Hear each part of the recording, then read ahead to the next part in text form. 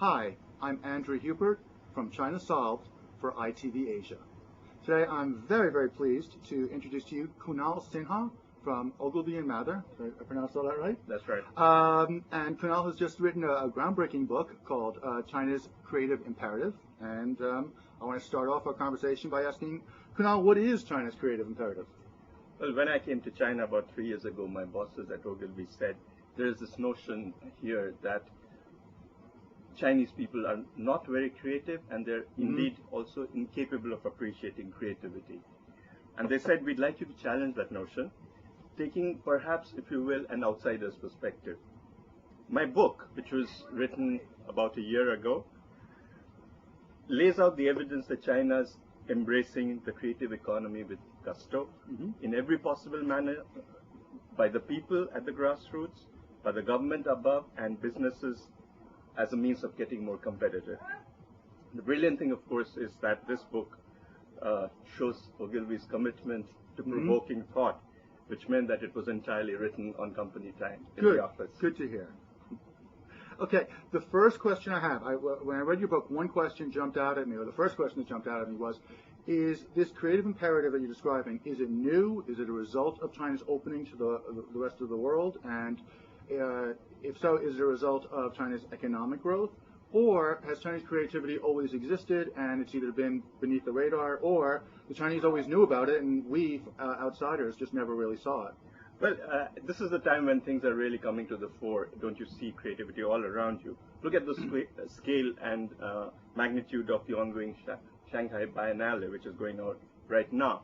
When I was there last Sunday, they had closed the gates at 3 o'clock in the afternoon, 2 hours before closing time. It was absolutely full. Oh.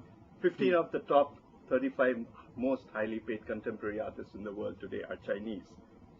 Lenovo challenged the world's top design companies and won the bid to design the Olympic torch. So companies are getting somewhere. Of course, the creativity has always been there since they invented gunpowder, and it's lasted long enough for us to see CGI pyrotechnics during the Olympic ceremony. What happened was that some of this creativity actually went underground or was clamped down upon during the Cultural Revolution. But then there were guys like Yin Cheng-jong who composed Chinese folk and revolutionary songs for the piano, loaded it on the truck, played it in the villages and in Tiananmen Square, and made sure that there was a tradition that still stayed alive. So it's been there, went underground, is emerging, and really that's the churn which makes things very interesting. Now, Kunal, we're talking about tradition. We're talking about culture and tradition, and in China, those are very loaded terms.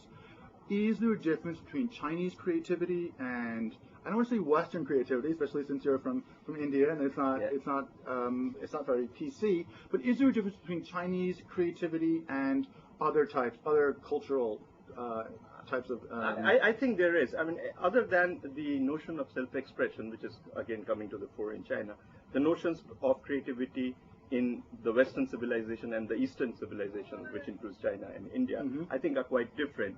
And because the very conditions under which creativity has taken root are quite different. Here it's more about the need to solve problems.